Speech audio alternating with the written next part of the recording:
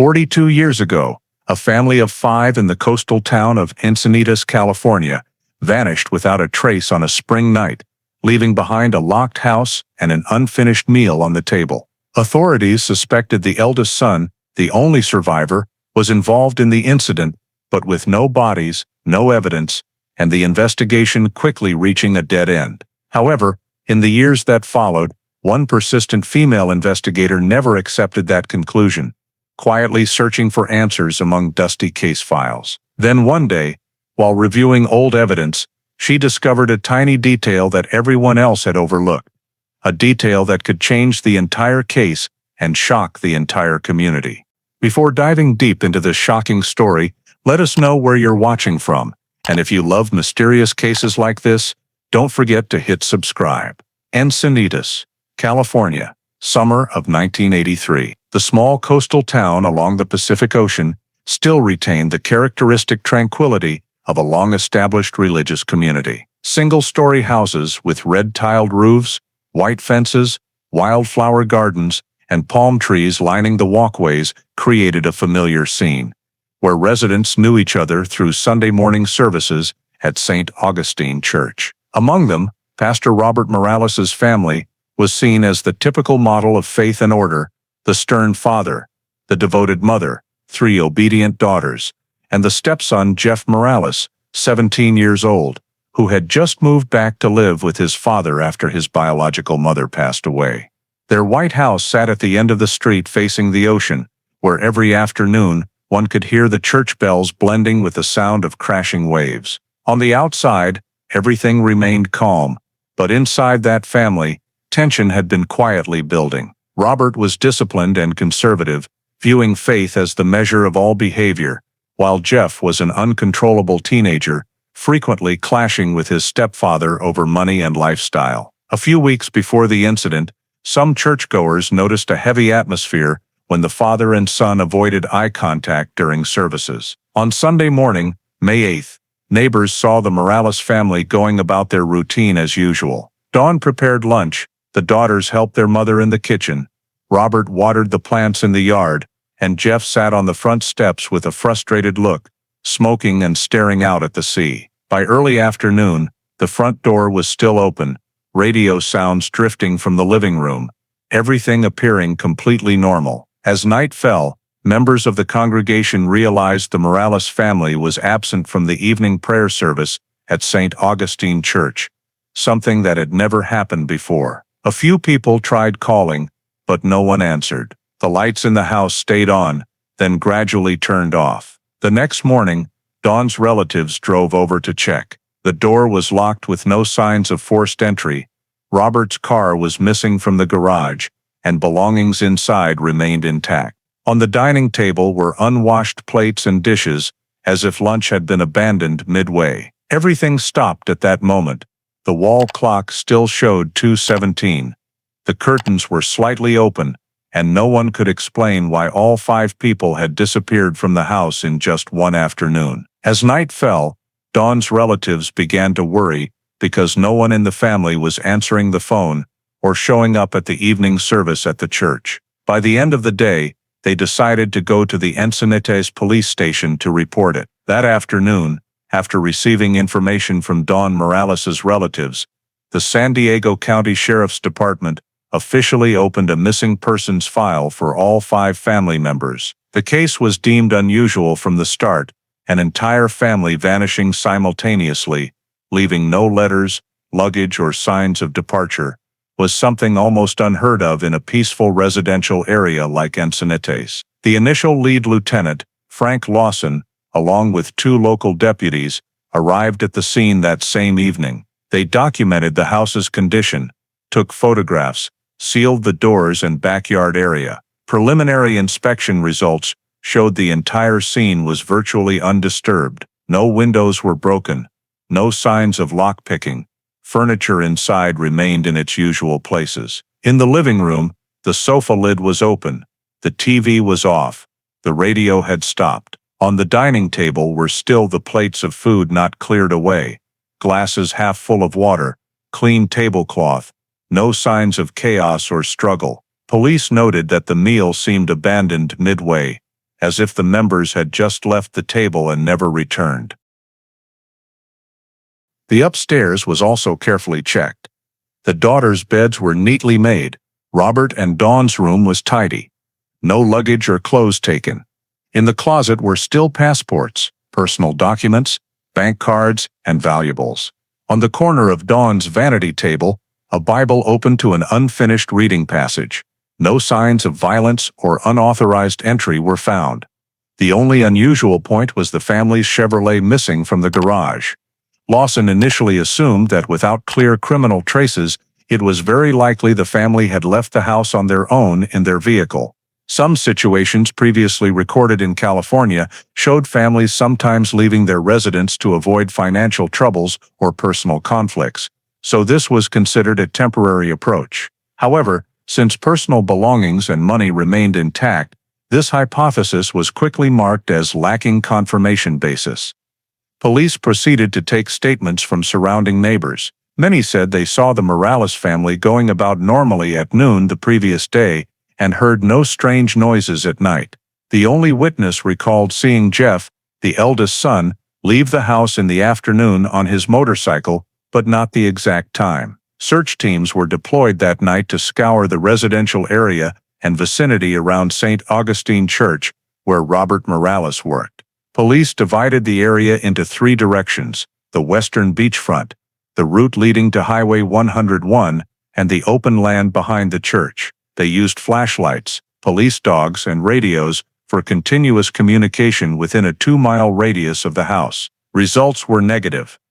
Lawson noted in the report, no traces of movement, tire tracks, or any other items found. House not broken into. Scene shows no signs of violence. No evidence the family left under emergency conditions. After completing the check, police set up a temporary file classifying the incident as a collective disappearance with undetermined cause. In the attached report, Lawson added a short comment: "The scene is too quiet to be a runaway, but too neat to be an attack." By late evening, the house was sealed, handed over to a security unit for watching, while the investigation team began reviewing information related to the family's bank accounts, vehicles, and phone records. All data was recorded manually, as electronic tracing systems were not yet common at the time. Police also contacted local hospitals and transportation agencies for information on possible accidents or emergencies. No matching results. By the next morning, the disappearance was officially registered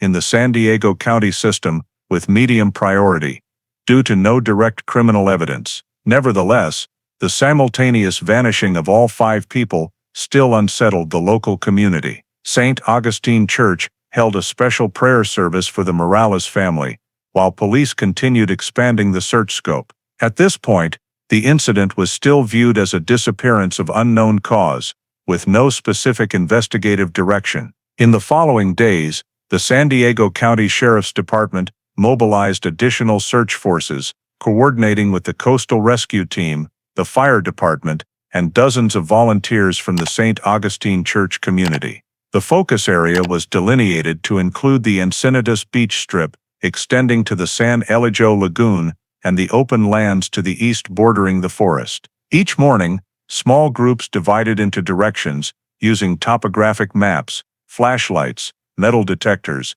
and police dogs. Helicopters flew low along the coast, observing from above any areas suspected of vehicle traces or unusual activity.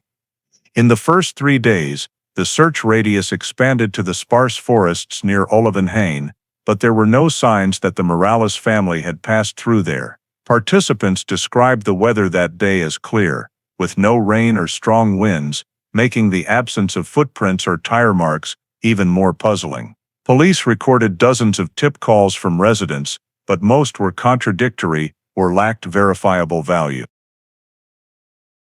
A fisherman said he saw car headlights moving slowly along the coastal road on the evening the family vanished.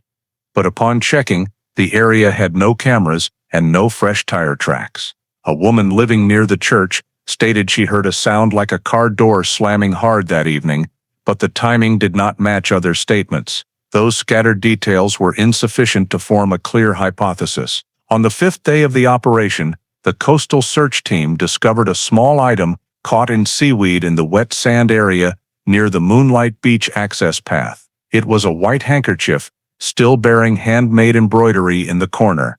The letters DM stitched in light blue thread. When brought back for comparison, relatives confirmed it belonged to Dawn Morales, an item she often carried in her purse. This evidence was sealed and sent to the technical lab for examination.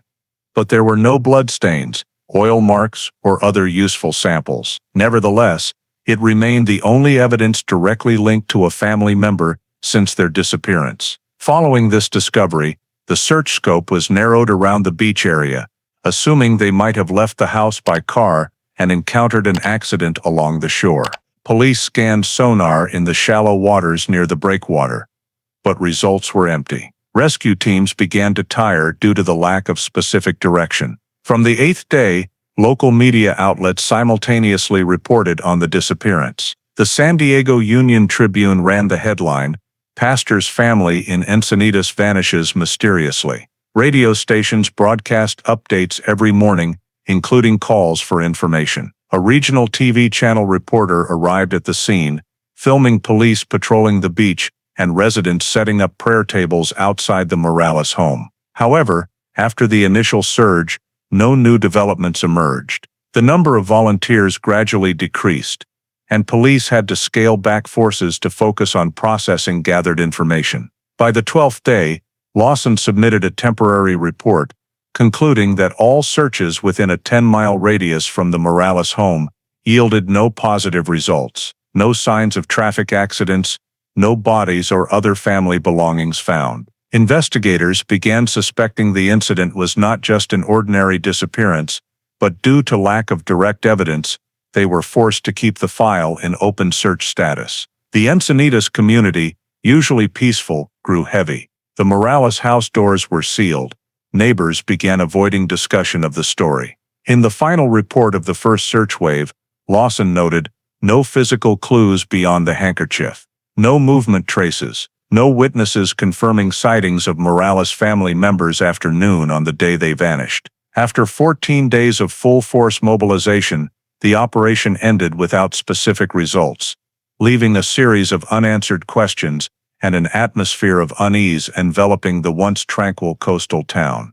The prolonged silence forced the investigative agency to revisit from the beginning. The San Diego County Sheriff's Department decided to return to the Morales family home for a thorough second search at the proposal of Lieutenant Frank Lawson, who believed the case had exceeded the scope of a typical voluntary departure. The department's forensic team was dispatched, along with crime scene technicians and photography specialists. The two-story house at the end of Seaside Street remained sealed from the first search. Police removed the warning tape, created a new log, and began documenting every detail. The weather that day was lightly sunny, dust covering the railing and front steps. The air inside was cold and heavy, with a damp smell from being closed for days. Curtains were half drawn, light filtering through door cracks, casting onto the fine dust on tables and chairs. Everything was nearly unchanged since the initial check. Lawson directed a re-scan of the entire ground floor. In the living room, the dark-colored carpet in the middle of the floor showed a small stain that in initial lighting was thought to be a watermark. Under infrared camera lens, the darker area appeared clearer than surroundings, possibly a dried liquid adhesion. A technician cut that carpet section, labeled it as evidence, then sealed it in a plastic bag. Next to the sofa, a Bible remained open, pages yellowed. Lawson ordered close-up photos of items, then moved to the kitchen area. Here, plates and dishes remained in place, the unfinished meal now only dry sauce residues. On the kitchen counter, the investigation team discovered a thin silver necklace engraved with Dawn on the inner side, draped over the cabinet handle. This was considered personal, as Dawn's relatives confirmed she wore it daily, no signs of pulling or breaking, the chain intact. Near the back door, the wooden frame had light scratches, but no lock-picking signs. The door was slightly ajar, hinges undamaged. Police used carbon powder for fingerprints, collecting some faint prints, not full shapes. Due to limited storage and comparison technology at the time, these were recorded on film and filed as evidence. Upstairs, the 3 bedrooms were rechecked. Robert and Dawn's room was tidy, bed smoothly made, no missing items. Closet still had suitcases, documents, and jewelry. The middle daughters, Janelle and Jolene's room, retained study materials, desks with 2 notebooks, last pages, stopping at Saturday, May 7th. The youngest daughter, Lena's room had a teddy bear on the bed, window closed, no push marks. All gave the impression the family left in an unforeseen situation, not prepared for a long trip. The technical team checked electrical systems and phone lines, confirming normal operation, no damage or sabotage. A forensic specialist quick-tested the liquid sample from the living room, but initial results unidentified composition. Report noted brown stain, origin unclear. No additional biological evidence found. After scanning the entire house, Lawson compiled results for the second report. No external break-in traces, no property missing, no struggle signs. Valuable items, watches, jewelry, camera, remained in place. Cash and bank books untouched. Those details ruled out robbery or theft. All present officers agreed the scene did not characteristic of ordinary crime. However, the disappearance of all 5 family members without clear traces could not be explained by voluntary departure hypothesis. In the summary comment, Lawson wrote, "No definitive crime evidence, but high abnormality level. Monitor under involuntary disappearance." The county sheriff approved the proposal, officially classifying the case as unusual disappearance. At this point, no suspects named. The supplemental file listed 7 evidence items collected in 2 searches, including silver necklace, cut carpet piece, scene photos, and fingerprint samples. The house was locked again, handed to temporary property management. The final search report concluded no determined crime, motive, or specific investigative direction, recommending continued monitoring of surrounding area activities until new leads emerged. The Morales family disappearance, from an ordinary civil file, had shifted to a special case under long-term monitoring by the San Diego County Sheriff's Department. During the review of witness statements around the Seaside neighborhood, police received new information related to the family's eldest son, Jeff Morales. A neighbor reported seeing Jeff leave the house on Sunday afternoon, timed a few hours before the family vanished. The witness said the young man walked to the garage, paused a moment, then drove off on his motorcycle, looking angry. The witness did not remember the exact time, only confirming it was still sunny. This information caught Lieutenant Lawson's attention, as initial statements from church friends indicated Jeff had conflicts with his father in recent weeks. Police began collecting supplemental statements from Jeff's acquaintances, including 3 classmates from San Diego High School. One said he met Jeff that evening, around after 6, at a fast food place near downtown. Jeff sat alone, ate quickly, then left, not saying where he was going. Another friend claimed to meet Jeff later, near 8 in the evening, at a small coffee shop in Cardiff, where he seemed to be waiting for someone. Both statements did not match, making it difficult to pinpoint Jeff's movements. Nevertheless, they confirmed one thing. Jeff appeared alone and showed no worry or confusion. Police viewed this as important, because if the family encountered sudden trouble, Jeff's reaction seemed too calm. Based on the statements, Lawson decided to invite Jeff Morales to headquarters for questioning. The interrogation took place 2 days after the house search completed. Jeff was 17, accompanied by a legal guardian. In the session, he stated that on Sunday afternoon, after arguing with his father about permission to attend the year-end dance, he left the house to go out and clear his head. Jeff said he rode his motorcycle to a friend's house, stayed there all evening, then slept over. When asked specific times of leaving, arriving, and witnesses, he answered vaguely, changing details several times. Initially, Jeff said he left around 4, then said near 5. Lawson asked to describe the argument with Robert Morales again. Jeff replied that he was too strict, often forcing the whole family to attend every service, while he just wanted freedom like others. He insisted this was just a minor argument, not serious. When asked about the next morning when police arrived, Jeff said he heard from acquaintances and was very shocked.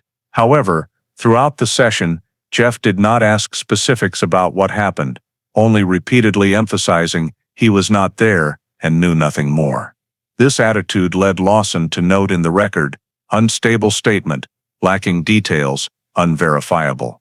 After the interrogation, police cross-verified with Jeff's friend group. 2 confirmed Jeff visited, but not for long. 1 remembered Jeff arriving near 6 and leaving early. The other said Jeff appeared only after full dark. When asked about Jeff's condition, all said he looked normal. No injuries, clothes not dirty, no panic signs. Police also asked about Jeff's relationship with his stepfather. Friends described Jeff complaining Robert Morales was too hypocritical and always interfering, but no one saw physical fights. Lawson believed this conflict could explain Jeff leaving, but not yet a crime motive. In the investigation summary, he noted Jeff Morales was the last seen leaving the house before the family vanished. However, no direct evidence linked him to the disappearance. All evidence from the house necklace, carpet piece, fingerprints, unidentified, and DNA technology then unavailable. Thus the case file remained unusual disappearance, only adding a new entry, person of interest to monitor, Jeff Morales. Lawson's proposal to superiors clearly stated need to monitor Jeff's movements and activities ahead, adding internal family relations show tension signs, require deeper review. Afterward, police completed the file supplement, archiving all statements and verification times. Jeff's questioning marked the first step where the investigation gained a specific direction, though still far from determining the truth about what happened inside the Seaside Street house on the day the Morales family vanished. In the days following Jeff Morales' interrogation, the San Diego County Sheriff's Department hotline continuously received spontaneous calls from across the state. Most were unverified tips from residents or tourists, claiming to have seen the Morales family at various locations. A gas station attendant in Los Angeles reported serving a group of 5 with similar characteristics, traveling in a silver car like a Chevrolet, but when police checked security cameras, the images were blurry and the timing did not match the disappearance date. Another caller from Tijuana, Mexico, insisted on seeing a blonde woman with 3 children crossing the border in their own vehicle, but customs data showed no exit records matching the Morales name. Within 2 weeks, over 20 such tips were recorded, but all were quickly dismissed.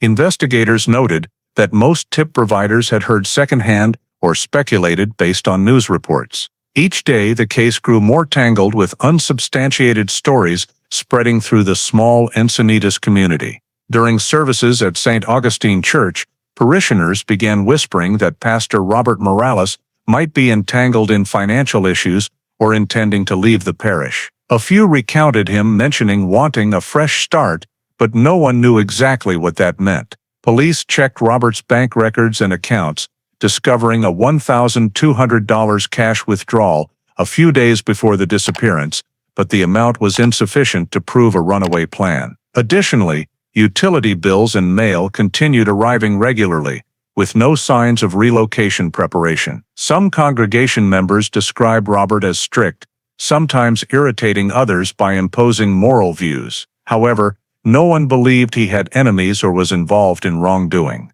When asked about personal life, a few recalled that his wife, Dawn, had seemed tired and wanted to take the children on a long vacation, but no evidence showed such a trip was planned. Police also scanned credit records, bus, plane tickets, and hotel bookings in nearby areas, all negative. Meanwhile, the search for the family's vehicle continued without results. All parking lots, neighboring areas, and lists of abandoned roadside cars were checked, but none matched the registration. This further weakened the voluntary departure hypothesis, as if they had truly traveled, the car should have been found somewhere. Lawson noted in the report that all investigative avenues were closing, and the case risked stalling without new evidence. Initial public attention began to wane. After 2.5 weeks, reporters left Encinitas, Morning news no longer mentioned the Morales case. Only a few short articles remained in the local section of the San Diego Union Tribune, updating the lack of search progress. In the church community, rumors persisted. Some said Robert had been betrayed by someone in the congregation. Others believed he took the family away to avoid scandal. An elderly woman said she saw car headlights flash past the church area that night, but could not identify who. All accounts were fragmented, inconsistent, adding opacity to the file. Police compiled a list of all calls and peripheral statements in the fourth report appendix. A total of 38 tips were recorded, with 27 unfounded, 9 unverifiable, and 2 still under review. However, none directly linked to the Morales family or explained the disappearance cause. Forensic checks from the second search yielded nothing new. The carpet sample was chemically analyzed, showing only common organic composition, insufficient to confirm blood or bodily fluid. Faint fingerprints on the back door were too weak for comparison.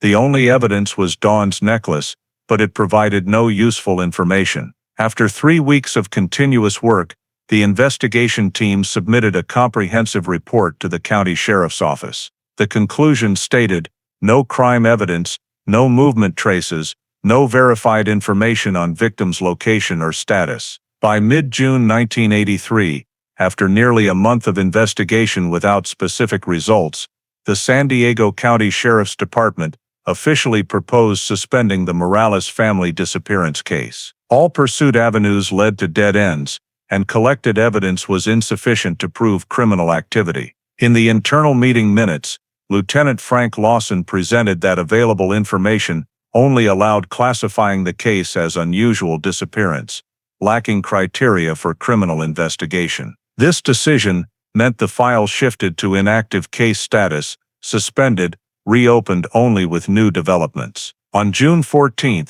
the crime scene technical team completed handing over all evidence to the property storage room. Each item was sequentially numbered, photographed, and detailed: a silver necklace engraved Dawn, a rectangular carpet piece cut from the living room, 4 rolls of scene film, and statements from 15 witnesses. All were sealed and moved to the evidence vault in the San Diego Sheriff's headquarters basement. The Morales family lawyer signed the confirmation and requested notification of any new developments. The Seaside Street house remained under police management for a few more weeks before handover to Dawn's relatives. Property was not sealed long-term due to no crime basis. When reopened, most belongings remained as during the search. The surrounding community viewed the house as a sad remnant, rarely approached. As the file gradually closed, involved parties began distancing. Jeff Morales, Robert's stepson, was informed by police he was not prosecuted, but remained a person of interest to monitor. After a few short sessions with investigators, Jeff left Encinitas. Per set in-state migration records, he moved to live with maternal relatives in Arizona. No evidence showed continued police monitoring after Jeff left California, as the case had stopped. In local news, the Morales story faded. Search participants returned to daily life, and the St. Augustine Church community only mentioned them in monthly prayers. The Union Tribune published the final article on June 20th, noting all investigative efforts currently lack new direction, and local authorities continue encouraging public tips. No further articles appeared. At headquarters, the Morales file entered the Unsolved Missing Persons List, code MC80, 3517. The file comprised over 200 pages, including initial reports, statements, search maps, and forensic results. On the cover, Lawson handwritten, "No evidence of criminal act, no direct witnesses, victim's location or status undetermined." After signing, he sent it to the evidence archive, where hundreds of similar cases were stored in long metal cabinets. For Lawson, this was a temporary end to an investigation he still felt was missing something important but unidentifiable. In July, he was reassigned to another case, and Morales officially dropped from the department's priority list. For the remainder of 1983, no new statements or witnesses emerged. No strangers appeared in the neighborhood. no signs proving the Morales family alive or dead. Year-end periodic reviews only updated California's missing persons list without differences. The Morales file thus lay dormant in the cabinet, checked only during archival inventory. Administratively, the case was considered closed. In the county investigation room's annual summary, Morales family was listed with 47 other undetermined disappearances, all noted no further leads. The Encinitas house was put up for sale by relatives the following year. Most old belongings moved or donated to the church. When new owners moved in, they only knew it was once the site of an unsolved disappearance. Time passed, the case sank into oblivion. No more reports, meetings or updates were created regarding the Morales name for many years. In the San Diego Sheriff's evidence vault, the sealed envelope containing the silver necklace and dark carpet piece remained in drawer 214B, labeled Evidence, Family Disappearance 1983, awaiting indefinitely a reason to reopen. Entering the 1990s, the Morales family disappearance file remained dormant in the San Diego County Sheriff's basement archive. Each year, the administrative department compiled reviews of pending cases, but the Morales family 1983 entry was marked "No Update" and quickly overlooked. No one contacted, no new information submitted. Investigators originally involved transferred or retired one by one. Lieutenant Frank Lawson, the initial lead, left the force in 1992 after over 30 years of service. Before handover, he left a brief note: no viable investigative direction, insufficient basis to reopen. After his retirement, no one continued monitoring Morales, and the case name vanished from the department's priority list. Some technicians who collected evidence in the house that year had passed away. Remaining ones, when asked, vaguely recalled the case where an entire family vanished without a trace. Time blurred everything, both in memory and records.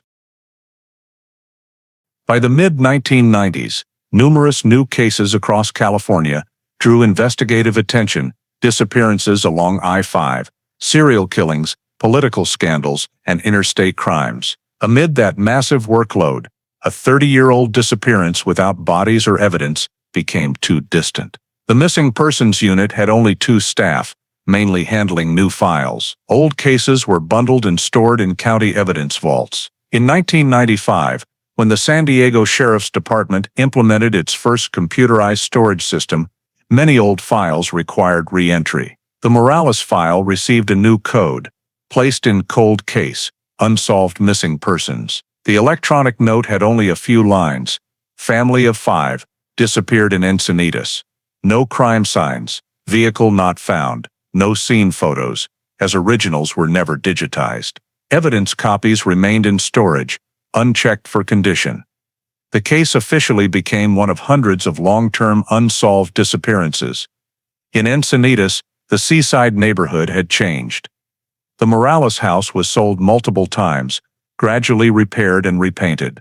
New residents knew nothing of the prior story, occasionally hearing it as a mysterious old tale in the area. St. Augustine Church continued operating, but most who knew the Morales family had moved or passed away. No one clearly remembered the disappearance day. Meanwhile, in Arizona, Jeff Morales lived quietly. Per administrative records, he graduated community college, then worked for a small computer company. No criminal record, no involvement in other incidents. San Diego police ceased monitoring, and Jeff's name was removed from internal watch lists when the file became a cold case. By the late 1990s, forensic technology in California advanced with the National CODIS DNA database, but applied only to criminal cases with crime indicators. The Morales case, not classified as homicide, was not prioritized for reanalysis. The 1983 evidence, necklace, carpet piece, scene photos, continued forgotten in the iron cabinet, sealed intact. Per the 1999 inventory list, samples were noted stable condition, but no one opened them. Into the early 2000s, the situation remained unchanged. Whenever the sheriff's office changed personnel, hundreds of old files were moved between storages. Some folders damaged by mold, some lost photos or reports. The Morales file persisted, but only as a code in the electronic archive. Occasionally, a reporter or criminology student requested reference materials, but none lingered long enough to reopen the full file. In the department's annual summaries, the familiar note repeated, "No progress, no new leads." The Morales family disappearance was officially a long-term cold case, not fully closed, but without an assigned handler. It existed in the gray area between a concluded case and an unanswered question. Decades later, when people mentioned strange California disappearances, few recalled the small house on Seaside Street, where 5 people once lived and vanished silently in the summer of 1983. By 2015, the San Diego Sheriff's Department launched a major overhaul program to review unresolved cases from over 3 decades prior. The project, called the Cold Case Initiative, focused on disappearances and unsolved murders without clear conclusions. A dedicated unit was established, headquartered in the department's old administrative building, aiming to apply modern DNA technology and electronic archives to re-examine evidence from the previous century. Lieutenant Sarah Miller, an investigator with over 20 years of experience, was appointed lead. She was known for her caution and persistence, having worked on cases spanning years. While reviewing a catalog of over 400 old files, Miller noticed a thin folder numbered MC 83517. The cover note read, "Family disappearance, Encinitas. No evidence of crime, no bodies found." Inside was a short stack of documents, a few faded scene photos, an evidence list, and yellowed reports.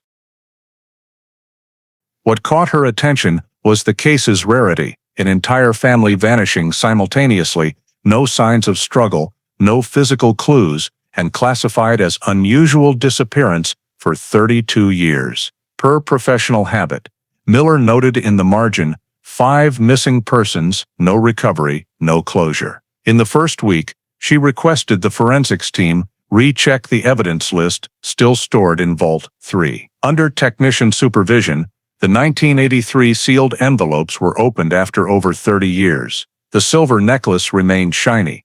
The rectangular carpet piece wrapped in old nylon, along with faded scene film rolls. All were transferred to the county's new forensic lab, equipped with micro-extraction DNA technology. The initial goal was to determine if the carpet held any analyzable biological traces. After cleaning and sectioning the sample, technicians detected trace dried hemoglobin in the fibers, a sign of possible old blood. The sample was extracted and run through the automated DNA comparison system. Preliminary results confirmed a match in the National SECODIS database, linked to civilian and criminal DNA data. When the identity appeared on screen, Miller took immediate notice: Jeff Morales. This DNA profile was archived from a voluntary identification procedure.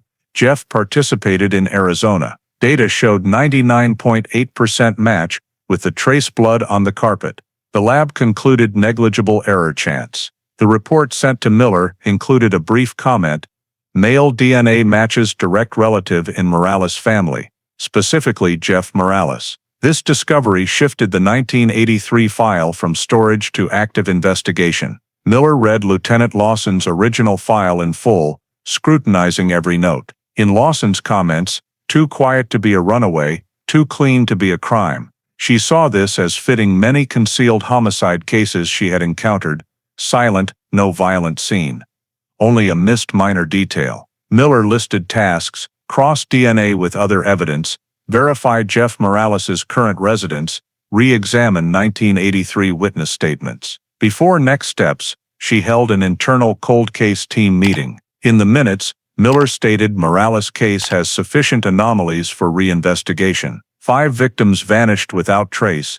Evidence DNA matches sole surviving relative. Proceed with supplemental verification and new data collection. She then contacted forensics to ensure sample integrity. A second test completed in 10 days yielded the same conclusion: DNA match with Jeff Morales. Confirmation from 2 independent labs convinced Miller the 1983 incident was likely a missed crime in initial investigation. However, she remained cautious. In a memo to the county sheriff, Miller wrote, "Cannot conclude criminal act based on one DNA sample alone." However, blood trace at scene and match level with sole survivor provide strong basis to reopen investigation.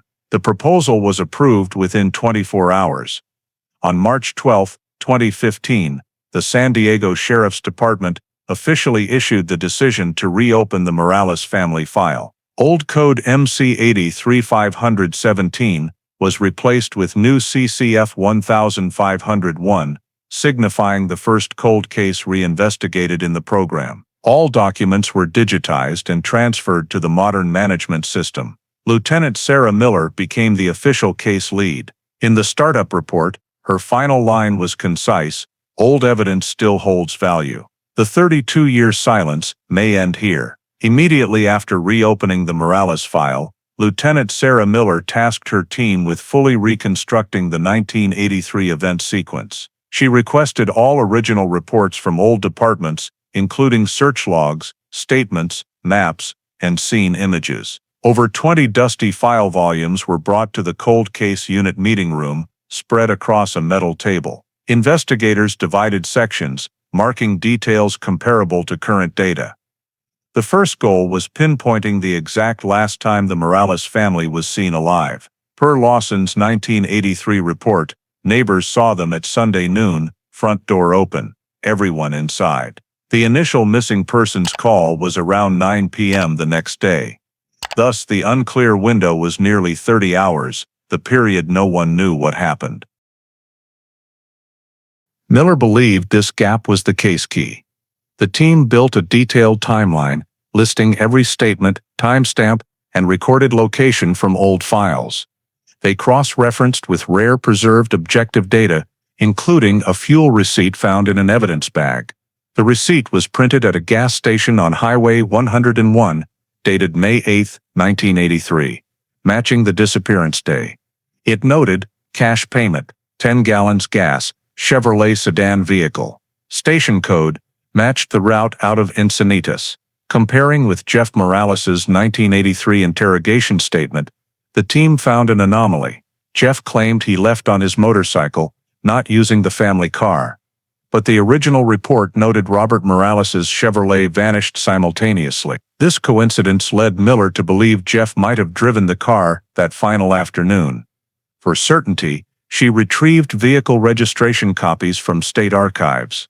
1983 circulation records showed the car registered to Robert Morales, silver, California plate 3GJ, 216. Checking post 1983 registration lists, Miller found no chassis number match, meaning in 32 years, the vehicle never appeared in traffic management systems, not transferred, not reported missing, not dismantled at any junkyard. California DMV report confirmed the car was never recovered. No recall record. With professional experience, Miller knew this was rare if merely abandoned. The vehicle could have been disposed of, pushed off a cliff, or sunk. She noted, vehicle anomaly, possible disposal. While forensics continued DNA work, Miller assigned investigators Torres and Daniels to re-examine all 1983 witness statements. They compared Lawson's originals with modern typed versions, assigning specific times to details. One neighbor saw Jeff leave while still light, another late afternoon. Cross-referencing with May sunset logs, the window was 4 to 6 p.m., the fuel receipt printed at 5:42 p.m. mid-range. Thus, Jeff's claim of leaving before 4 clearly mismatched. Miller saw this as evidence the youth may have concealed the actual time. Additionally, a Lawson note mentioned Jeff lacked a valid car license, only motorcycle. If he drove the Chevrolet that day, he lied throughout interrogation. In internal meetings, the team discussed the hypothesis: could Jeff have used his stepfather's car to leave, then hidden it after the incident? They reviewed 1983 Encinitas maps, comparing to current terrain. Behind St. Augustine Church was then an open lot connecting to San Elijo Lagoon, a low-traffic area undeveloped for years. Per old records, police superficially checked it early in searches, never excavated or surveyed deeply. Miller marked the area on the digital map, noting potential disposal site behind St. Augustine property. She requested the technical department plan geophysical checks using the department's new ground-penetrating radar. Before formal proposal, Miller completed a temporary progress report on data analysis. The 30-page report outlined key findings. First, fuel receipt proves someone used Robert Morales's Chevrolet at disappearance time. Second, Jeff Morales's statement contradicts actual data. Third, the vehicle never re-registered or found. Finally, land behind the church may relate. Miller concluded, these factors indicate the 1983 disappearance likely involves undetermined criminal act. Recommend expanded scene survey around St. Augustine and rear land for traces of disposed vehicle or evidence. The report was submitted to the county sheriff and approved that month. After over 3 decades, the Morales case had a specific investigative direction for the first time, based on scientific data and integration of old records with new technology. In the reconstruction phase closing document, Miller's final line, "To understand what happened to the Morales family, we must start where it all ended, behind the church." When news of the San Diego Sheriff's Department reopening the Morales family disappearance case appeared in local news in April 2015, an unexpected phone call came to the cold case unit's on-duty room. The caller was an elderly woman introducing herself as Martha DeLeon.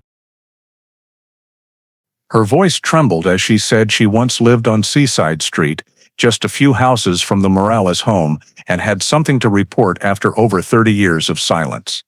Sarah Miller personally took the call and arranged a meeting the next morning. In the interrogation room, DeLeon, then over 70, sat facing Miller with a tense but determined expression. She recounted that on Sunday night in 1983, while living in an old apartment facing the back of St. Augustine Church, she accidentally witnessed something that had haunted her ever since.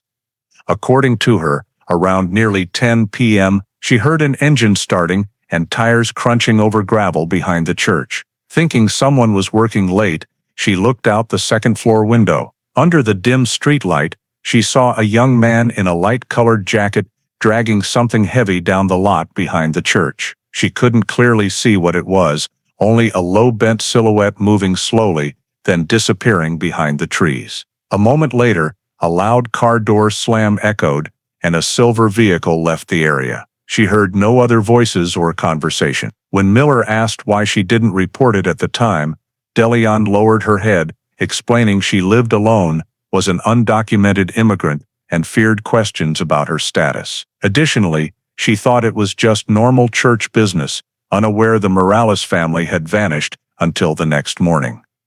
When news spread, she realized what she saw might be important, but police had already finished examining the area. She stayed silent for 30 years, fearing no one would believe her. After seeing the news about the case reopening, she decided to speak to relieve a lifelong haunt. Miller listened to the entire statement and recorded the session. What particularly caught her attention was the time and location DeLeon described matching the lot behind the church, the area the team had just identified as a survey priority in the event reconstruction report. Cross-referencing with 1983 maps, the position DeLeon mentioned was undeveloped land then, about half a hectare, owned by the St. Augustine Diocese. Now that land had been converted into a parking lot and church annex, covered in thick concrete. If the witness's statement was accurate, the object Jeff Morales dragged that night might still be buried underground for 32 years. Miller requested the forensics team create a detailed area diagram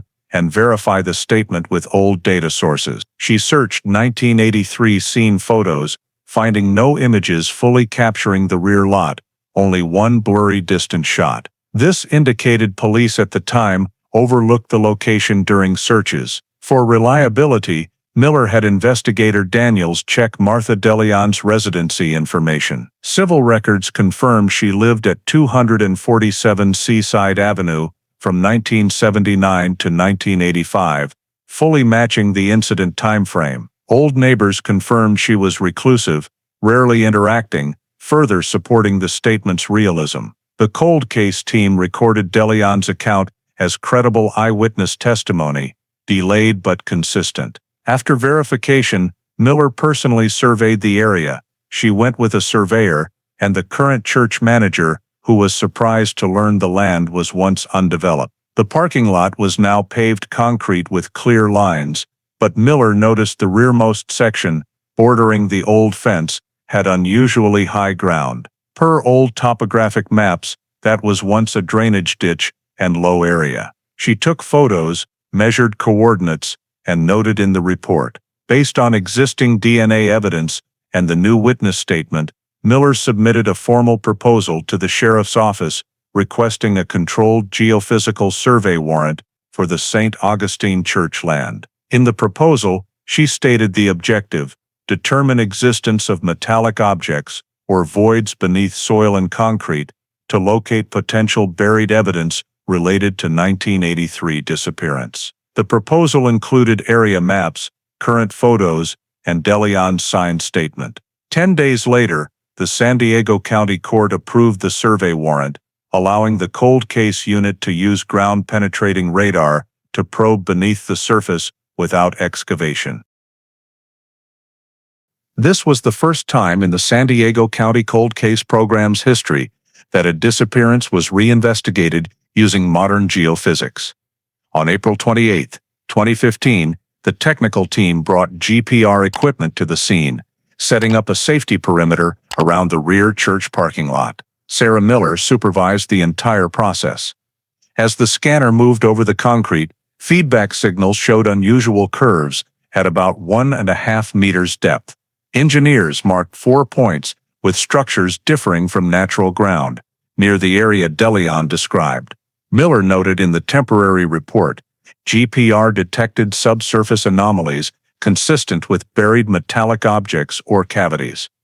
All data was backed up, preparing for the next investigation phase. With the only living witness's account of suspicious activity and preliminary radar results, the Morales family disappearance after over 3 decades finally had a specific direction to pursue. After GPR scan results confirmed unusual structures beneath the concrete, Lieutenant Sarah Miller filed for a limited excavation warrant to continue investigating the area behind St. Augustine Church. On May 4, 2015, the San Diego County Court approved the request, permitting controlled excavation at the 4 radar-identified points. Work began 2 days later, supervised by the Cold Case Unit, Forensics, and Prosecutor's Office representative. Part of the parking lot was cordoned off, technicians using concrete saws to separate the surface layer. Once the initial cement was removed, the forensic archaeology team used small tools for soil sampling. At nearly 1.5 meters depth, they uncovered dark clay differing from surrounding natural soil. During digging, a worker detected strong metal signals from a handheld detector. Miller ordered a halt for filming and coordinate noting. After minutes clearing surface soil, a rusted metal corner appeared, identified as part of a box-shaped object. The technical team expanded the dig, gradually revealing an old steel box, about 40 by 60 centimeters, showing signs of welded sealing and long burial. When the box was brought to the surface, the surrounding air fell silent. Under light, patchy rust and corrosion marks proved decades underground. Technicians carefully cut open the lid. Inside, amid damp soil and fine sand, they found 3 prominent items: an old round-faced watch with broken metal band, engraved on the back, Morales, 1982. A small silver child's bracelet intact with heart-shape engraved L, and several small bone fragments mixed in the soil, appearing as human hand or wrist bones. All evidence was sealed on site with detailed logs. Miller stood a few meters away, observing silently. The forensics team expanded excavation around the steel box, checking for more objects, but found only small metal scraps and a frayed fabric strip, possibly from clothing. When work ended, the area was covered with tarps, sealed, and handed to the examination department. Evidence was transferred that night to the San Diego Sheriff's Lab for urgent processing. Initially, the watch was confirmed as the type Robert Morales wore, per pre-1983 family photos. The serial number matched that year's production, verifying authenticity. The small silver bracelet was notable, as personal item descriptions in the file noted. Lena, the 9-year-old youngest daughter, owned a similar one, gifted by her mother for her birthday. Forensics separated the bone fragments, cleaning and X-raying them. Preliminary results showed human bones with child morphology.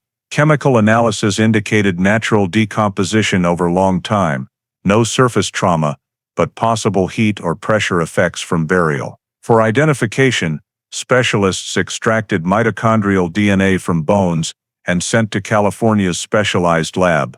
Mitochondrial over nuclear DNA was chosen due to sample age lacking intact cells. While awaiting results, Miller reviewed civil records and identified the sole surviving maternal relative, a cousin of Dawn, living in Sacramento. She agreed to provide blood for genetic comparison. After 10 days, the identification report arrived. Mitochondrial DNA analysis confirmed direct maternal lineage relation with the donor sample, thus same genome as Dawn Morales and her daughters. Error: under 0.01%. The lab conclusively stated the human bones belong to a Morales family member, most likely Lena based on size and morphology. Upon reading the report, Miller had the team note discovery time and add to the investigation file. Finding biological traces from a missing family member completely changed the case nature. In the summary minutes, she wrote a concise conclusion: physical remains recovered, confirms death of at least one family member. This meant the case no longer fell under unusual disappearance, but required reclassification as suspected homicide per state law. The prosecutor's office was notified, while forensics continued examining other box items. On the watch's inner face, they found trace dark brown residue between metal joints, identified as dried human blood. DNA analysis insufficient for individual identification, but confirmed biological trace matching Morales case type. Additionally, Lena's bracelet had scratches and partially stretched links, suggesting impact or force before burial. These results were compiled into a complete forensic file. In an internal meeting, Miller presented to the cold case team that the church lot discovery was the first physical evidence proving at least one Morales family member died, no longer missing. She emphasized the burial location, within church grounds where Jeff Morales once lived with the family, as legally significant. Per procedure, the case shifted to active homicide investigation. Lawson's old reports and all 1983 evidence were restored for integration with new findings. Excavation ended after 3 days. The area refilled and returned to the church. In the comprehensive file, Miller wrote, "After over 3 decades, the first physical evidence has been found. Part of the truth has returned from the ground." The metal box discovery and its contents not only confirmed one Morales family member's death, but marked a turning point, shifting the case forgotten for 32 years from disappearance to suspected homicide. After the excavation concluded and new evidence was sealed, the San Diego Sheriff's Forensics Lab continued expanding analysis scope. Lieutenant Sarah Miller requested re-examination of all 1983 samples alongside new ones to build a unified evidence chain. The goal was to establish physical links between Jeff Morales and the old house scene, while verifying if previously overlooked traces contained DNA recoverable by current technology. First, the technical team focused on the silver necklace engraved Dawn found on the kitchen cabinet handle.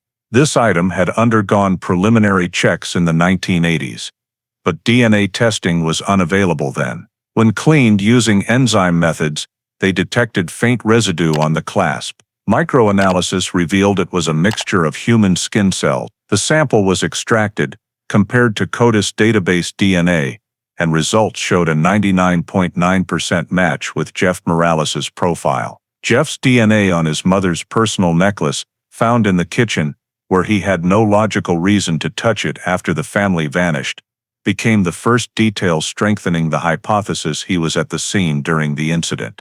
Concurrently, forensics reprocessed the dark carpet piece stored over 30 years in evidence vault. The seal remained intact, preserving the sample better than expected. Using next-generation DNA extraction, they confirmed the discoloration was a mixture of 2 blood sources, one female, one male. Specific analysis showed the female blood sequence matched the Morales maternal line, consistent with mitochondrial DNA from bone fragments in the metal box. The male blood fully matched Jeff Morales. The report concluded Jeff's blood was present at the scene contemporaneously with the victims, proving direct physical contact during the event. Next, the team reviewed 1983 scene photos. One black and white film image showed a faint shoe print on the living room carpet, noted by Lawson as unidentifiable shoe pattern.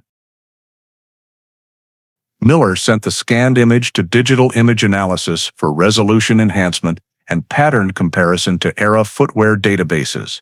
Results showed the sole shape fully matching Reebok Freestyle athletic shoes, size 10, widely released in the early 1980s. Cross-referencing with 1983 family photos in the file, Jeff Morales was seen wearing this exact shoe type. The print's length and tread details matched minutely, reinforcing that Jeff left the trace. Though not standalone conclusive evidence, combined with DNA results, it became a key link in the investigative logic chain. Additionally, while processing soil from the buried metal box, technicians discovered a charred fabric scrap mixed in the dirt. Microscopic examination showed it adhered with metallic silver-blue paint fibers. Infrared spectroscopy confirmed the paint matched industrial coating used on early 1980s Chevrolet sedans. Comparing to Robert Morales's vehicle records, it was the exact family car type at disappearance. This trace made the likelihood that buried evidence related to the missing vehicle increasingly clear. In the comprehensive report, forensics listed all new findings: 1 Jeff Morales's DNA on mother's personal necklace, 2 carpet blood mixture from Jeff and a female family member, 3 size 10 Reebok shoe print matching Jeff's usage, and 4 charred fabric with paint matching Robert Morales's Chevrolet. When results reached Miller's desk, she immediately convened a meeting with prosecutor's office and legal unit representatives. In the meeting, she presented the evidence chain as a closed system scene: artifacts, DNA links, vehicle coincidence. Each element alone might lack strength, but combined, they formed a unified picture of Jeff's presence at the house during the family disappearance, plus post-event concealment actions. The prosecutor assessed the chain exceeded probable cause, sufficient legal basis for an arrest warrant in a homicide investigation. The official report was completed that week, 62 pages, compiling all DNA data, images, artifacts, comparisons, and technical descriptions. In the conclusion, Miller wrote, "All available physical evidence points in one direction.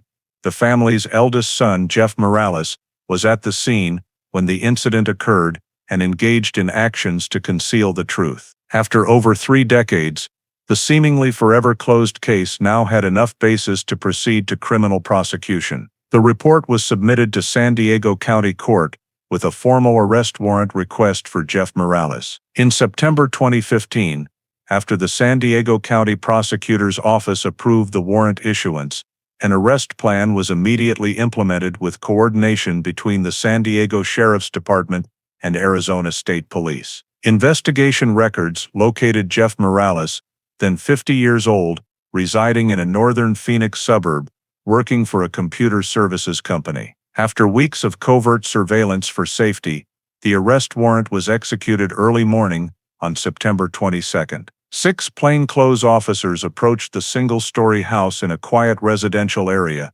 where Morales lived with his wife and teenage son. At 6:40 a.m., they knocked and read the search warrant. Jeff Morales was arrested on-site without resistance. Per the record, he appeared calm but flustered upon hearing the arrest notice related to investigation into the deaths of Morales' family members, Encinitas, 1983. After being handcuffed, he only asked briefly, "Did you find them?" then said nothing more. The entire property was sealed for 2 hours to conduct a court-ordered search. Police seized numerous personal documents, computers, cell phones, and listed items in the log. In Jeff's office, they found an old map of the St. Augustine area and San Eligio Lagoon, printed from 1982 topography. The map had multiple handwritten red pen markings circling the rear church area, exactly where the cold case team discovered evidence. Additionally, in a wooden drawer, police found a small envelope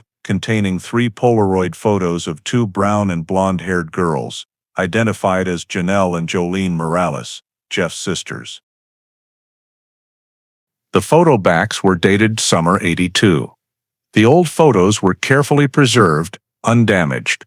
Both the map and Polaroids were sealed as supplemental evidence. At the scene, police also seized a personal notebook with a few short entries. Forgiveness doesn't erase what happened. Some things stay buried. Though not direct confession, these lines were deemed investigative value due to case theme relevance. Jeff Morales was taken to Phoenix Police Station for initial statement. When asked if he wished to answer questions, he invoked his right to silence. A family-appointed attorney quickly arrived and demanded interrogation cessation. From that point, Jeff fully refused cooperation. He signed no records beyond acknowledging warrant receipt. Per procedure, he was held at Maricopa County Jail for 2 days before extradition to San Diego Police. In a brief press conference after procedures, Lieutenant Sarah Miller confirmed, "We have arrested Jeff Morales per San Diego County Court warrant. This is the next step in the decades-long investigation into the 1983 Morales family disappearance." She declined specific evidence details, emphasizing only that forensic examination results and historical artifacts created full legal basis for the arrest. News of the arrest spread widely in media. Local and national outlets ran stories, highlighting it as one of California's longest cold cases being cracked. The San Diego Union Tribune headline read, "Arrest made in 32-year-old Morales case, son taken into custody in Arizona." Television replayed footage of the police vehicle leaving Jeff Morales' home, with caption, "Encinitas missing family mystery being unraveled."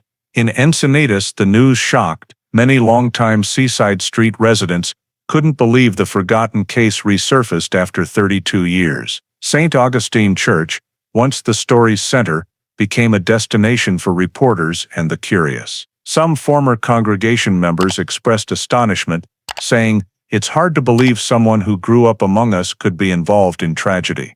The San Diego Mayor's office issued a short statement praising the cold case unit's efforts in persistently delivering answers to one of the community's most heartbreaking mysteries. On the investigative side, Sarah Miller and her team completed a supplemental report attaching all new Arizona seized items. Forensics photographed, backed up data, and added the St. Augustine map to the official file. Police concluded Jeff Morales, possessing the old map marking the evidence discovery site, was crucial evidence, strengthening his direct link to the scene. That same day, the Arizona court approved the extradition order. Jeff Morales was extradited to California, awaiting preliminary hearing in San Diego. The arrest ended the active investigation phase and opened formal criminal prosecution. When the Sheriff's Department statement was released, ending with "After 32 years, justice finally has a direction," the Encinitas community understood the mysterious Morales family disappearance had entered an entirely new chapter. After Jeff Morales was extradited to California, the San Diego County District Attorney's Office formally charged him with 4 counts of first-degree murder and 1 count of corpse concealment under the California Penal Code. The indictment was announced in early October 2015, based on the forensic evidence chain collected throughout the reinvestigation phase. In court, lead prosecutor Dana Whitmore stated, "We have sufficient scientific basis and physical evidence to prove that Jeff Morales caused the deaths of his stepfather, mother, and 2 sisters, then concealed the crime for over 3 decades." The indictment detailed each charge, identifying victims as Robert Morales, Don Morales, Janelle Morales, and Jolene Morales, who vanished on May 8, 1983. Though full bodies were not recovered, DNA evidence and artifacts from the excavation were viewed by the prosecution as direct basis proving homicide. The DA's office submitted an 87-page investigation summary, including DNA results from the necklace and carpet, Reebok shoe print, charred fabric with Chevrolet paint, and witness Martha DeLeon's statement, who saw Jeff dragging a heavy object behind the church on the incident night. All were considered circumstantial, but tightly linked evidence, forming a logical chain concluding Jeff was the last with the family before disappearance. On the defense side, Jeff Morales' attorney Arthur Callahan a specialist in complex criminal cases, immediately filed a motion challenging the indictment. In the motion, Callahan argued that prosecuting murder without full bodies was lacking material element of the crime, and that DNA evidence only proved Jeff's presence at the house, not homicide. He contended blood and traces could arise in various scenarios, including accidents or family activities. Regarding bone fragments in the metal box, Callahan demanded consideration of evidence tampering or excavation errors, noting samples endured over 3 decades and could be environmentally contaminated, rendering results not absolutely reliable. The attorney also emphasized no direct witnesses saw Jeff Morales commit the act, and all statements were delayed recollections lacking legal value without specific corroboration. The initial hearing occurred on October 14 at the San Diego County Superior Court. The prosecution presented a full summary of the over 30-year investigation, stressing that lack of bodies did not mean no crime occurred. They cited similar California cases convicting defendants on circumstantial and DNA evidence. Prosecutor Whitmore argued, independent factors, blood traces, DNA, artifacts, witness statement, and geographic data all converge in one direction. No reasonable alternative explanation exists for the Morales family's disappearance beyond homicide. Meanwhile, Attorney Callahan focused rebuttals on evidence collection and preservation procedures. He claimed some artifacts, like the carpet piece and necklace, underwent multiple storages, preventing absolute integrity assurance. He also questioned over-reliance on modern technology interpreting old samples without direct witness oversight. After 2 hours of arguments, presiding Judge Caroline Myers ruled the prosecution's evidence chain and examination results sufficient to surpass preliminary doubt threshold per regulations and approve proceeding to full trial. The court also agreed to hold Jeff Morales in custody without bail, due to case severity and flight risk. Immediately after the hearing, Prosecutor Whitmore and Lieutenant Sarah Miller held a brief press conference at headquarters. Miller affirmed this resulted from over a year's efforts combining historical data and modern forensics.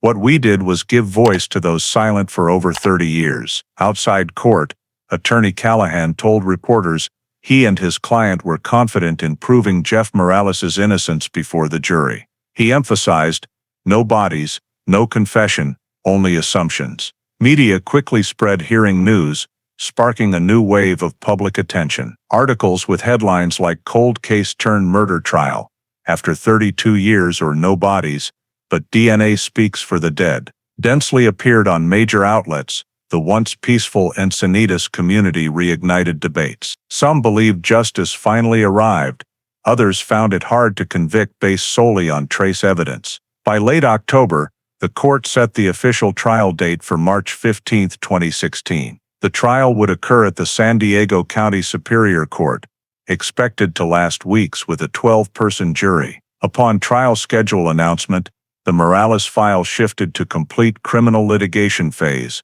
marking a turning point from a cold case to one of San Diego County's most followed trials in legal history. The trial of Jeff Morales opened on the morning of March 15, 2016, at the San Diego County Superior Court, nearly 33 years after the Morales family vanished. Courtroom 4 was specially arranged, with press and public seating always full. Over 20 local and national media outlets were present to cover the event, making this trial the most watched of the year. Presiding was Judge Caroline Myers, who had handled the prior hearing. She announced the trial would last 4 to 6 weeks, based on the massive file volume and extensive witness list. In the opening, lead prosecutor Dana Whitmore delivered her statement, emphasizing this was not an ordinary murder case, but one of the most sophisticated and prolonged concealments in California judicial history. She told the jury, "We will prove that Jeff Morales murdered his entire family in the spring of 1983, then lived 3 decades in deliberate silence until science forced the truth to emerge." Following the opening, the prosecution began presenting evidence in chronological order. They started with 1983 original documents describing the house with no struggle signs but unusual details. Next came 2015 reinvestigation results, including DNA samples, scene photos, and witness statements. A large screen was installed in the courtroom, displaying maps, timelines, 1983 images, and excavation photos from behind St. Augustine Church. As the scene reconstruction video played, the courtroom atmosphere grew heavy. Images of soil layers peeled back to reveal the rusted steel box, the watch engraved Arte Morales, and the child's bracelet moved many to bow their heads. The prosecution stressed this was the first evidence showing at least one family member died and the body was concealed. The forensics lab then presented DNA results. A technician explained extraction from the carpet piece and silver necklace compared to Jeff Morales's DNA data. Result charts showed complete matches. The examiner stated, the probability this DNA belongs to someone unrelated to Jeff Morales is 1 in 10 billion. Next, the prosecution called a trace evidence expert to analyze the size 10 Reebok shoe print. The screen showed enlarged 1983 carpet print images from the file, alongside photos of Jeff's shoes. The expert confirmed tread pattern and length matched exactly, no millimeter deviation. When asked about random coincidence probability, he replied, less than 0.1%. This print was most likely left by the same shoe type and size. The prosecution continued with evidence that Robert Morales's Chevrolet was never re-registered, plus the charred fabric with matching vehicle paint. They argued the vehicle was disposed of with the evidence, proving intentional concealment. Each small data point was assembled into an overall crime picture: family conflicts, homicide, then evidence burial. When the prosecution called witness Martha DeLeon, the courtroom fell silent. The over 70 woman, petite, walked slowly to the stand. She affirmed under oath seeing Jeff Morales drag a heavy object down the church rear lot on the disappearance night. She described vehicle lights, the silhouette, and metal clanging sounds. Defense counsel tried probing memory accuracy, arguing 30 years was too long for clear details, but DeLeon held firm. She said, I stayed silent out of fear. I remember that night for the rest of my life. I know what I saw was real. Her testimony moved many in the gallery. Immediately after, the prosecution presented the mitochondrial DNA report, confirming bone fragments in the metal box belonged to the Morales maternal line. The examiner stated absolute match, no error possibility. When showing the small bracelet engraved L confirmed as Lena Morales's, many attendees teared up. The defense countered by highlighting case weaknesses: no full bodies, no direct witnesses to the killing, all evidence circumstantial. Attorney Arthur Callahan argued the prosecution was constructing a story from past fragments and failed to prove intent to kill. He requested excluding some evidence for lacking integrity, but Judge Myers denied, ruling collection procedures compliant. When called to testify, Lieutenant Sarah Miller detailed the reinvestigation. She described how modern technology recovered DNA, analyzed old artifacts, and uncovered 1983 statement inconsistencies. She affirmed the investigation relied on objective science, not assumptions. She said, "We cannot change the past, but we can measure truth with science." Miller's testimony reinforced the prosecution's entire argument, proving the evidence chain was not disjointed, but independently verified multiple times. As the prosecution concluded presentation, they called a final witness, a criminal psychologist, to analyze Jeff Morales's post-incident behavior. He stated Jeff leaving the state, living reclusively, and never contacting relatives was typical of those concealing prolonged guilt. Defense objected, arguing psychological evaluation cannot be crime evidence, but the judge allowed it into the record. Throughout sessions, Jeff Morales remained silent. He sat at the defense table, hands clasped, occasionally bowing his head, avoiding jury eye contact. When the prosecution showed 1982 family photos, Robert, Dawn, and 3 daughters, a reporter noted Jeff closing his eyes for seconds. The trial lasted longer than anticipated due to witness and evidence volume. Each day, hundreds of document pages were read in court. The jury of 7 men and 5 women reviewed the entire 32-year investigation file, from Lieutenant Lawson's initial reports to 2015 excavation results. They spent hours in internal discussion, piecing information into a coherent event sequence. When arguments ended, Judge Myers requested both sides submit final argument summaries. The prosecution stressed absence of bodies does not erase crime traces, and science spoke for those with no chance to speak. The defense maintained all conclusions are unproven hypotheses beyond reasonable doubt. Closing arguments, the judge announced recess for jury deliberations. All files, evidence, and forensic reports were sealed and handed to the panel for private review. As the deliberation room door closed, the courtroom fell silent. After over 3 decades, the legal fate of the Morales case, one of California's most mysterious disappearances, now rested with 12 ordinary citizens tasked with deciding a story starting in 1983 with no prior ending. After more than a week of deliberations, on the morning of April 25, 2016, the jury returned to courtroom 4 of the San Diego County Superior Court to announce the final verdict in the Jeff Morales case. The atmosphere in the courtroom was absolutely tense. Dozens of reporters were present, while in the gallery, Encinitas residents who had followed the case for years waited in silence. Judge Caroline Myers asked the jury foreperson if they had reached a consensus. The foreperson stood, voice firm, "Your Honor, we have a verdict." She handed the file to the clerk, and in a heavy moment of silence, the first words rang out. The jury finds defendant Jeff Morales guilty of first-degree murder in the deaths of Robert Morales, Dawn Morales, Janelle Morales, then Jolene Morales. The courtroom fell dead silent. A few people began to cry. At the prosecution table, Dana Whitmore nodded slightly, while Lieutenant Sarah Miller, who had restarted the file after 3 decades, simply clenched her fists, saying nothing. Judge Myers thanked the jury for their patience in reviewing a case with a record-breaking timeline, then asked the defendant to stand for sentencing. Jeff Morales, in gray prison garb, rose slowly.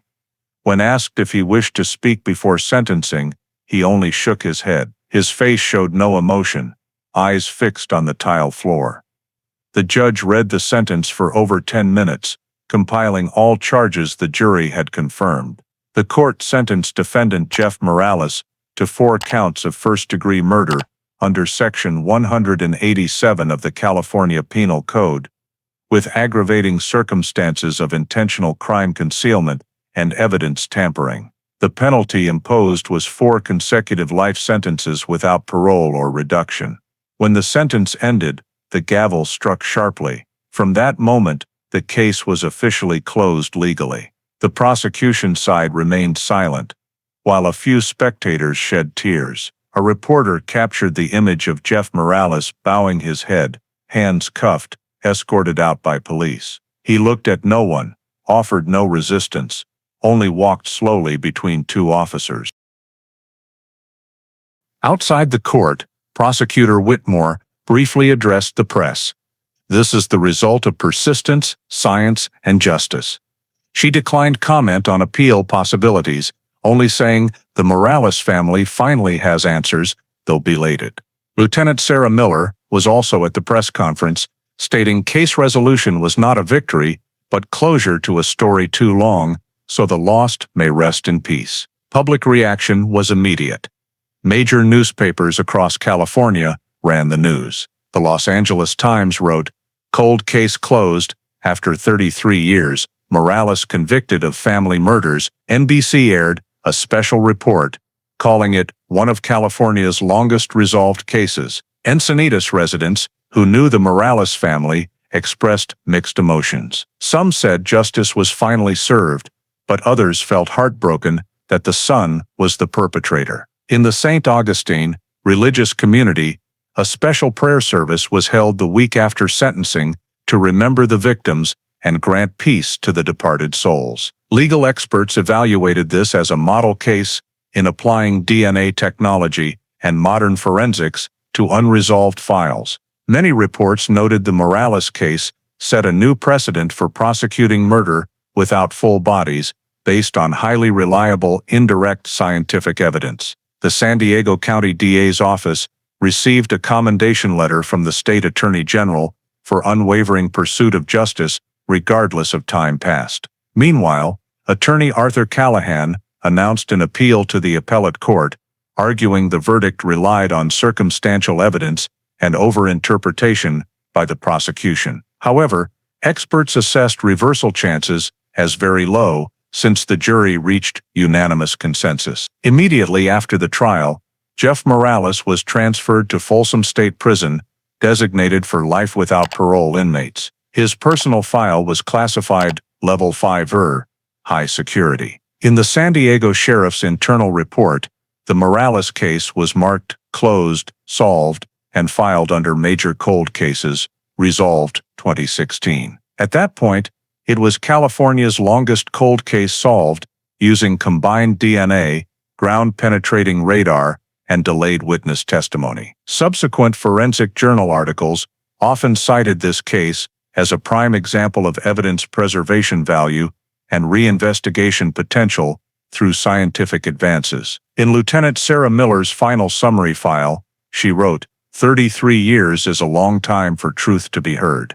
But sometimes justice doesn't need to be fast, only to arrive. The sentence against Jeff Morales closed a over 3-decade journey seeking answers to one of Encinitas' most mysterious cases. For the local community, it was not just case closure, but a reminder that no secret can be buried forever. The Morales family case story is not only a justice journey spanning over 3 decades, but also reflects profound values in modern American society, where faith in law, science's power, and human persistence remain foundational. The disappearance of 5 family members in Encinitas in 1983 reminds us that domestic violence, silence, and hidden conflicts can exist even in seemingly safest communities. Jeff Morales' story, the son carrying contradictions, isolation, and suppressed emotions, serves as a warning about the importance of emotional education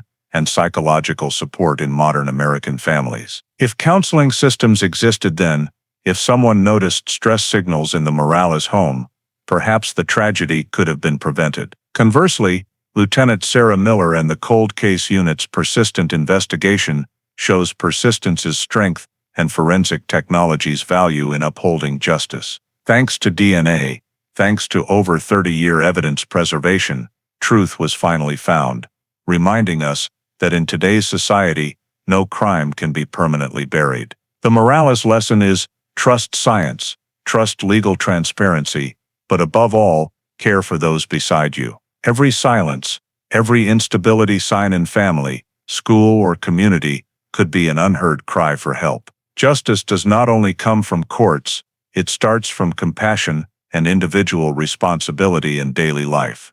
If you believe no secret can be buried forever and justice always finds its way back, subscribe to the channel to join us exploring other mysterious cold cases across America.